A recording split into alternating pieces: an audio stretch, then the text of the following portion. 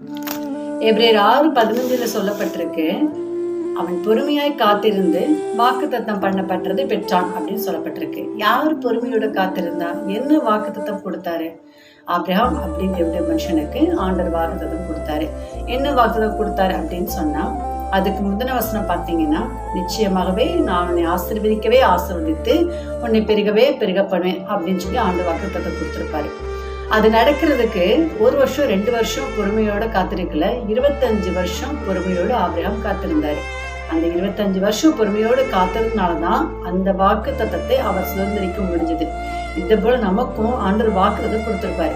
அது நடக்கலையே அப்படின்னு சொல்லி நம்ம ரொம்ப கவலையோடு கூட இருக்கலாம். எத்தனையோ நாள் ஆயிடுச்சு, எத்தனையோ மாசங்கள் ஆயிடுச்சு, வருஷங்கள் கடந்து போயிடுச்சு, கொடுத்த வாக்குத்தத்தம் இன்னும் நிறைவேறலையே. வேதத்துல கொடுக்கப்பட்ட எல்லா வார்த்தைகளும் நமக்கு வாக்குத்தத்தங்கள் தான், அது இன்னும் நடக்கலைன்னு சொல்ல கவலையோடு கூட இருக்கலாம். நிச்சயமா ஆண்டவர் உங்களுக்கு வாக்குத்தத்தம் நிறைவேற்றுவார். ஆமென். Praise God.